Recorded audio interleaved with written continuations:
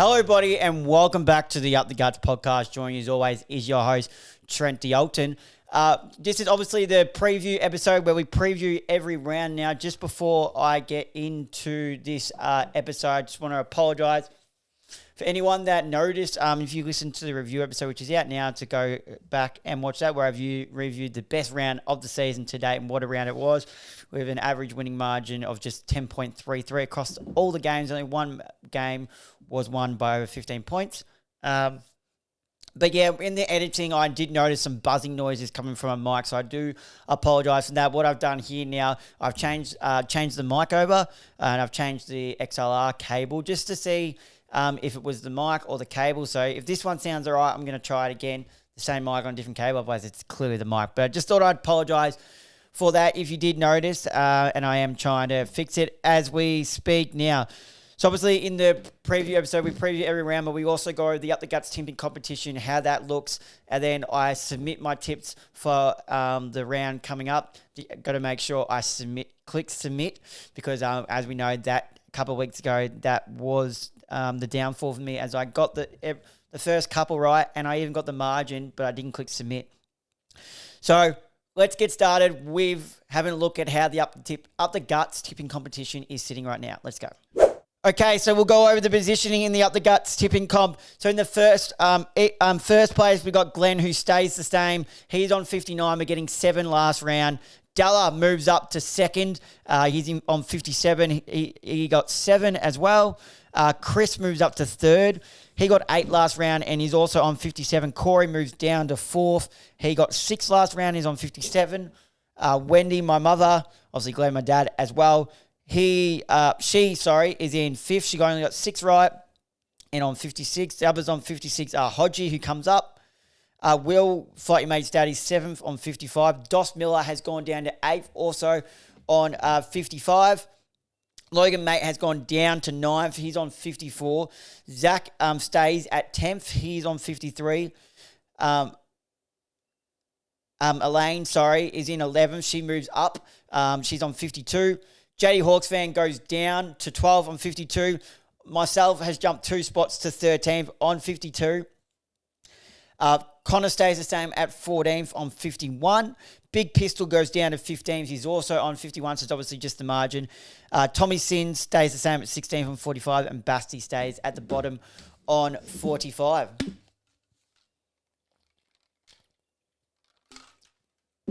Now that we have a look at all the standings of the Up the Guts tipping competition, let's start by previewing and tipping the round as it comes up, as I go over to tip now. And Thursday night, the first game, Darwin Suns return. Gold Coast Suns v the Hawthorn Football Club. Now, I'm always excited when we watch Gold Coast play at Darwin. They're undefeated there. They're so good there. They move, obviously, slippery conditions up there. The Gold Coast Suns are going to get the job done. I'm going to say they're going to get the job done by I'm going to just go an even 20 points, if I click done there.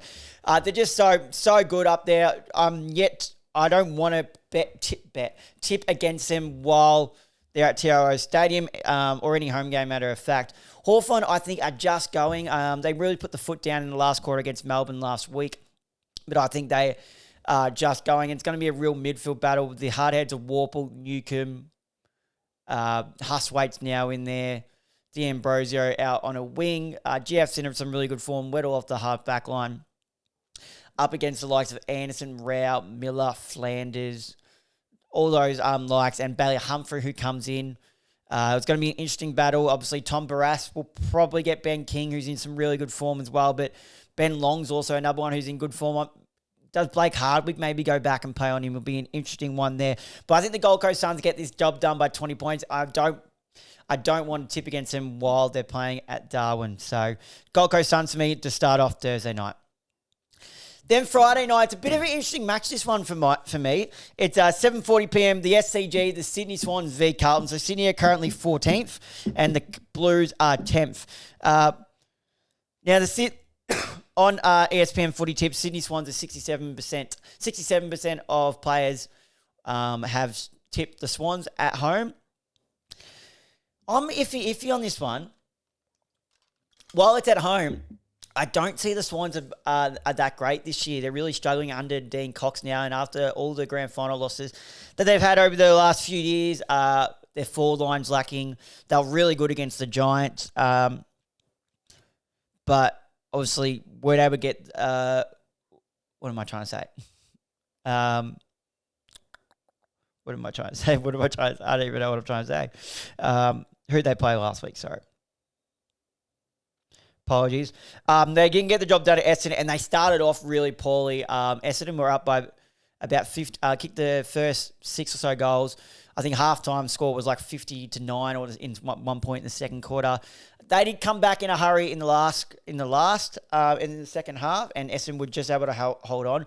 But the only reason they were able to do that, I think, was through the likes of Chad Warner. You cut Chad Warner's run, it's the key to stopping Sydney Swans. You cut Chad Warner's run, I don't think they have much else delivering the ball inside 450, other than Nick Blakey. But he's hot and cold sometimes. Chad Warner is the one. Isaac Heaney, a good player, but he's nothing on Chad Warner with his running. He's having a bit of a down season from last year. Has been solid, but it's nothing like it was last year. Chad Warner is the one. I expect Carlton to send someone to Chad Warner. Maybe it's that George Hewitt, who's having exceptional starts this year so far, to go head-to-head with Chad Warner while getting his own ball as well. But I'm going to be tipping... I'm going to tip the Blues because I don't know who plays on Charlie Kerner and Harry Mackay. Their forward lines, or their defence is already lacking down there, and their forward line at the moment only consists of Aaron Francis, Joel Hamling. So I think Wiedering and Silvani easily stop that. Nick Haynes as well has had a really good past few weeks. I'm going to be going the Carlton Football Club in that one. Then we go over to Saturday. Then the first game is the MCG, Collingwood v Adelaide Crows. Collingwood a second, Adelaide a seventh. Now, obviously, myself being a Collingwood supporter, I'm really impressed with the way we are playing lately. It'll be interesting to see. I think Nick Dacos will be right to go. Obviously, with the 9-day break, I think he'll be right to go, but he just did pull up sore, and they said they'll keep watching him. Darcy Moore's one who hurt his shoulder. You see that. We know Lockie Schultz is in concussion protocols after his concussion. And the Crows were impressive in the showdown. Obviously, Rankin's such a lively force. James Peatling provides that hard at it, and Ben Keys is really solid. And they've got the tall forward line. This is where the Adelaide Crows can get on top. If they had to win this game, it will be through the likes of Darcy Fogarty, Riley Thilthorpe. Taylor Walker's had a bit of a quiet 2 weeks, but those two, Thilthorpe and Fogarty, are the ones. And down back, I think they've been solid. Obviously, Mark King did the game-saving mark in the showdown. Josh Roll's having an outstanding season. There's someone else I'm missing, but they're playing good. Obviously, Rory Laird playing a bit more off half back now. But it'd be stupid enough not to tip my own team. So I'm going to be going to the Collingwood Football Club, but I think it'll be a really close game. Obviously, last year was the controversial call against us when they called Isaac Rankin for running too far, which enabled, very late in the game, enabled Collingwood to get the win. It was when Isaac Rankin, we saw him play a bit, first time really play a bit more midfield time. I believe he had about 30 disposals and really tore that game apart. Did injure himself in that game, though, so we didn't get to see him for a full season. But he's back and firing. Bit quieter last week, but did kick the 2 goals. So I'm still going to be going with the Collingwood Football Club. Now, forward 15 p.m. it's a doubleheader that's an interesting doubleheader. 2 games playing at 4:15 p.m. on a Saturday. Don't know why that is, but it's Port Adelaide v the Geelong Cats at the Adelaide Oval. Now, they weren't able to get the job done in the showdown in a very tight contest. I'm really impressed the way Geelong are playing. Willem Drew, will he go to Bailey Smith or does he go to Max Holmes? It'll be interesting to see because I think the Geelong have been really impressive. They're so quick they're so quick. Their run and carry. Grime Myers works so hard up and back the ground. Brad Close, their high half fuzz. Ollie Dempsey is becoming a superstar player. A wingman who pushes forward and consistently kicks goals. And geez, I love it when he flies for the ball. Jeremy Cameron, we saw him spend some centre bounce time last week as well. Just that flexibility to be able to have that. Connor Rosie's been impressive with the half-back line, and we can't knock a team that has Zach Butters and Jason Horn-Francis in it. But I'm just loving the way Geelong are playing at the moment, and so I'm going to be backing Geelong at the Adelaide Oval. But I could definitely see Port Adelaide get it done at home, but I'm just so impressed by the way the Cats are looking at the moment. Then the other 4:15 p.m. game is the GWS Giants v the Fremantle Dockers at NG Stadium. Now, the Giants had such an impressive win against Geelong last week. Hopefully that was a statement game. A game that really gets him going again. Tom Green was so impressive with 37 disposals, a goal, 6 clearances, 11 score involvements in his 100th game. Obviously, Jesse Hogan kicked 7, and Fremantle just don't know how to move the ball fast at the moment, and I don't see them winning away from home at all. They dropped the game last week against Collingwood at home, but other than them playing at home, I don't see them being competitive really anywhere else, purely by the fact is the way they move the ball out of the defensive 50. If they can get Jordan Clark moving it a bit quicker, then I might be able to be a bit more, a bit more eager to back them in some games. But other than games at home, I can't really tip them at all. So I'm going to the GWS Giants. And GWS Giants, mind you, were my tip for the flag at the start of the year. Had a couple rocky few weeks, but hopefully that win with Jesse Hogan standing up with the 7 goals is the one that kicks them going again. Standalone Saturday night game. It's the Western Bulldogs v the Essendon Football Club, 6 v 9th at Marvel Stadium. Western Bulldogs have been so impressive without Sam Darcy and obviously the injuries to start the year. I think Chalor pulled himself out last week with a calf, so hopefully it doesn't keep him out for too long because we've seen how long his calf is. Marcus Bontempelli back in that team makes so much of a difference, but the fact you can play him for the midfield, but you can also play him forward when the likes of Liberatore and Richards are just tearing games apart. Through the midfield, James O'Donnell, I mentioned in the review episode, has been really good these last few weeks. I think this will be a really good game, and the Bombers had such an impressive win, especially in that first half. That was so good. But I'm really impressed by the way the Bulldogs have been playing, the way they've been moving the ball. So I'm going to be backing the Bulldogs in this game. We mirror to Sunday. The first game on Sunday is Richmond v North Melbourne at the MCG. Is this where North Melbourne get their first win? Obviously, so close, not last week, but the week before, and then the draw against Brisbane. Brisbane didn't play their best. We get it, but North Melbourne did play better, just couldn't solidify in key moments where they had the opportunities. But I'm going to be backing North Melbourne here to win their first game of the season. I think they've been okay these last few weeks, been competitive, obviously been in games. Obviously, Harry Sheezel playing a bit more half back now, delivering the ball. I think Caleb Daniel needs to start fixing his disposal. He's coughing up way too much. Zerha has had a really good year, in my opinion. Obviously, had to stand up in the absence of Paul Curtis and did really well. Charlie Comben was exceptional last week. And I just think this is where they get their first win of the season. I think where they can get on top is through... Look, don't get me wrong, Toby Nankervis is a good ruckman, but Tristan Cherry's on another level. For me, I could argue Tristan Cherry is probably one of the number one, if not the number one ruck in the competition. By the way, he gets hit outs, but it's his work around the ball too. He constantly gets disposals, he constantly lays tackles and constantly gets clearances. So I'm going to be back in North Melbourne to win their first game of the season. Then we go to 3:20 p.m. At the Gabba, and it's Brisbane v Melbourne, first versus 15. Geez, Melbourne have been so disappointing. And Brisbane, I think, have just, after winning the flag last year, they've only been just going. So it's been nothing amazing, in my opinion. But let's not beat around the bush. They just get the job done. I think they run rings around Melbourne here at home. The likes of Zach Bailey, Will Ashcroft, Lockie Neal with the in and under, Josh Dunkley with the in and under. Hugh McCluggage has been on a warpath, especially his contested ball has been so impressive. Another 10 tackles for him on the weekend. So impressive. Calamar Chee's been really good up forward. Logan Morris chips in. Harris Andrews, Darcy Wilmot down back as well. Levi Ashcroft in his first season has been really well. So let's not beat around the bush. I think Brisbane get the job done quite comfortably. It'll be interesting to see what Simon Goodwin does with Clayton Oliver, though. Does he send him to Lockie Neal? And say, go head-to-head again? He did it last week to John Newcomb, so does he do it again to Lockie Neal until Jack Viney's back? So that'll be interesting to see, but I'll be going the Brisbane Lions in that game.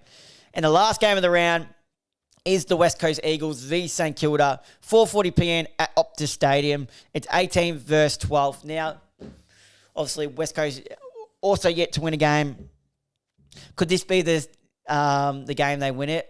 I don't think it is. I think I'm going to be going with the St Kilda Football Club. I thought the West Coast were better last week against it. I thought Harley Reid had some really good moments. I loved seeing him start in the centre bounce. 18 disposals he finished with.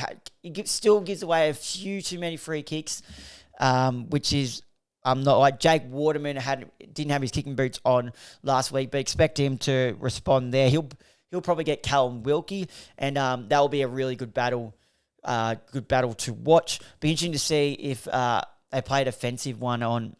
I don't know why teams haven't played a defensive role in Wanganeen Malira yet, because he's the driver for at St Kilda coming off the half back line.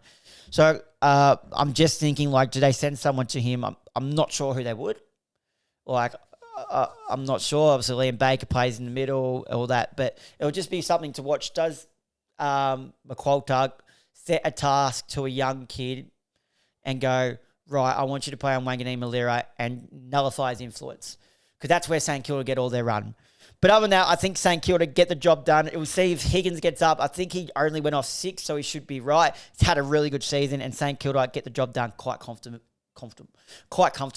for me there. Well, there you have it, guys. There are my tips and predictions for the Sir Doug Nicholls round in round 10, as I've just submitted my tips there. Let's quickly go over it. So Thursday night, I've gone with the Gold Coast Suns by 20 points over Hawthorn. Friday night, I'm going with Carlton over Sydney at the SCG.